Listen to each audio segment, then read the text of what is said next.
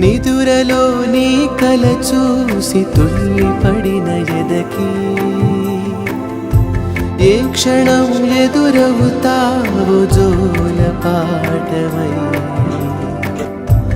ఆకలని అడగక ముందే నోటి ముద్దు నువ్వై ఏ కథలు వినిపిస్తావో జాబిలమ్మై